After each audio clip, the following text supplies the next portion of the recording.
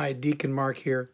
I wanted to take the opportunity to continue the chats that we've been hearing from different members of the parish about Lent and about the three pillars that we're kind of asked to lean on as we go into Lent and as we go through Lent now. Here we're a good ways in.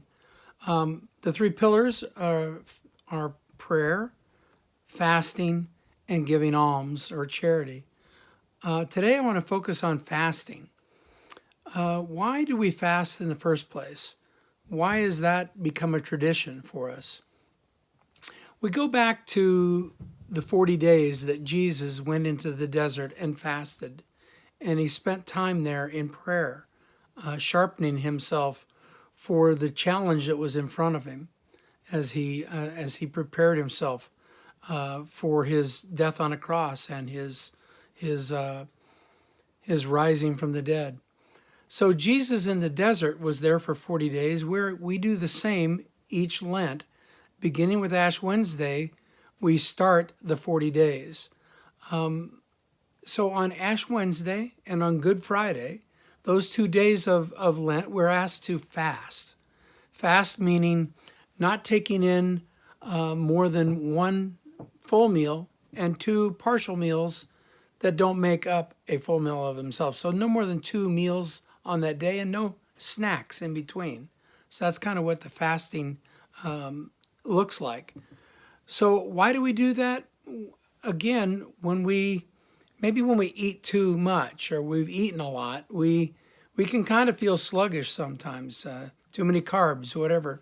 But when we deprive ourselves and we're a little bit hungry, it can actually maybe make us a little sharper at times. It can help us focus. And that's the idea that we're trying to get to, is to focus. So we take a day, those 2 days of the year, to do that fasting. So what about Fridays?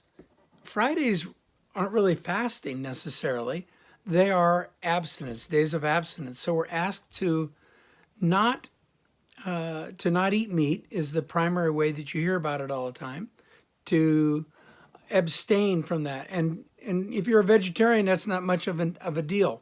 But for all of us, it's really not about abstaining just from meat, but it's abstaining from something good or something we really like and let that out of our life. Years ago, eating meat was very rare, an opportunity. So that was like on a day of a Friday, you were not to be focusing that way. You needed to be the other direction. So we can also abstain by giving something else up that we would miss during that time. When we were kids, we used to hear about giving up candy or giving up cake or some other things that we like. But there's also a focus you can have of adding something in. Adding in that I'm going to try to be more forgiving of others. Adding in that I'm going to spend more time in prayer. Those are all the same attitude that we're after here. So by getting into this feast of this whole period of Lent and thinking about what we're doing it for, it gives us an opportunity to focus ourselves, to spend more time in prayer, and to renew ourselves a bit more as we head into the Easter Triduum. So may the Lord bless you on your journey through the rest of Lent, and may God's peace be with you.